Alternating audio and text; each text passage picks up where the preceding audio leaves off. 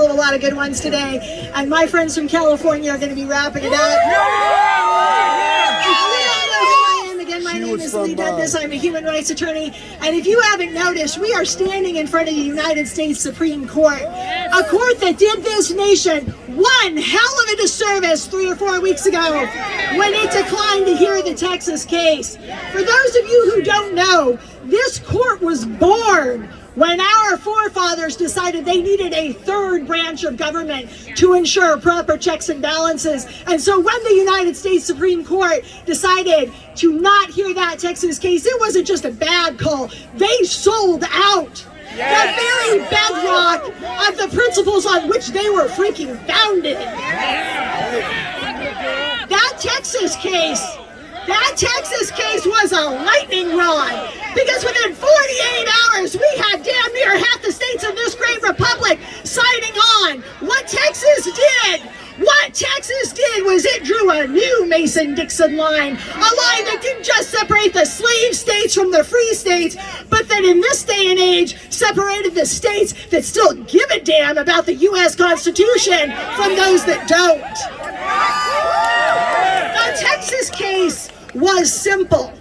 The Constitution, on which this great country was founded, by the way, the Constitution allows state legislatures and only state legislatures to make the rules about election laws in their state. When you have, like Pennsylvania, Georgia, a governor or a secretary of state who decides to monkey with their little election laws in the days and weeks leading up to their state election, they were acting in an invalid, illegal, unlawful, and downright unconstitutional way. And when they ran those elections under those new monkey rules, they had an unconstitutional election, and that slate of electors coming out of that state is damn well unconstitutional. And we were here a few weeks ago to encourage this court to do its damn job and hold that line. But when they didn't, we are back here to tell the guys in that house that they better hold that line tomorrow, right? And that is separate and apart. That is separate and apart from the absolute tsunami of foreign election interference and fraud that we have going on. But I would submit to you folks that we are doing ourselves one heck of a disservice by continuing to describe it in those terms. Because the simple fact is that if communist China sent foot soldiers running across the White House lawn right now to overtake our government, we would be well within our rights to call it what it freaking was, which was an act of war, and use our military to suppress it. We are at war. And so my question for you is this: is it any different if communist China sends those foot soldiers to us by way of the internet and the keyboards to swing an election and overthrow our government? And I would tell you it's not.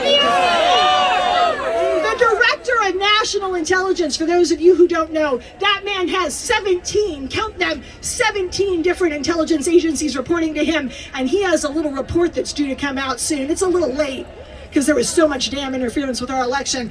But he has nonetheless confirmed in the last few days on a CBS interview that there was foreign election interference by Iran, by Russia, and by China.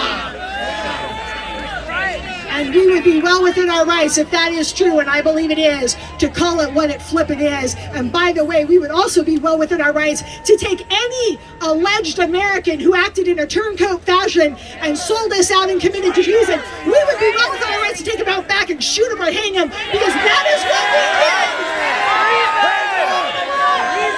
Because that is what we did when they tried to overthrow our government by way of assassinating Abe Lincoln, and it is not too good of an end for the guys who sold out our government on our own soil. You know, speaking of our own soil, I do a lot of work not on my soil. I do a lot of work in third world countries, and those third world countries in places like Asia and Africa, they have coups. They have coups every 5, 6, 7 years. And do you know why they have coups? They have coups because they have lost what we are fighting for right now. They have lost the right to elect those who would lead them. They have lost the right to the vote. And when you lose the right to vote, you lose everything. You don't have a democratic process. You don't have a constitutional republic. You don't have jack squat. All you have is a big damn sign on your back that says "for sale" to the highest foreign bidder, and apparently that's China.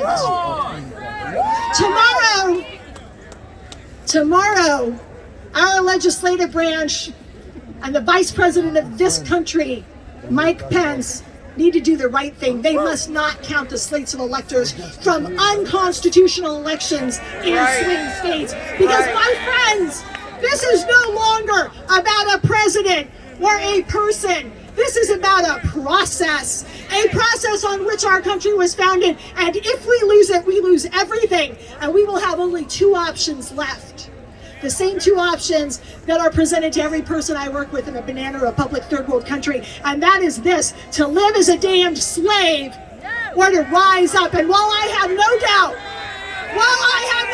that this country that was birthed in a revolution against tyranny would fight another one to save herself, the fact of the matter is we shouldn't have to, because Congress needs to do its damn job tomorrow and take those slates of electors out of the equation. I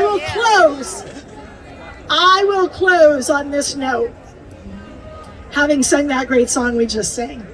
I come from military. My husband is U.S. military. My father was U.S. military, and my grandfather had not one, not two, but three separate ships that were bombed out from under him in World War II, starting in Pearl Harbor. And this country was built on the backs of men and women like that. And in my house, we grew up saying, "Yes, sir," "No, ma'am," "God bless America." We bowed our head in church and we flew our flag high. Because that flag represents freedom and your country and every last man who died defending it. And you don't ever sell out freedom. Not on your watch, not on my watch, not on our watch. God bless this country. God bless this president. God bless this Congress. And let us pray that tomorrow they do the right thing and they defend our country and our constitutional republic and our Constitution from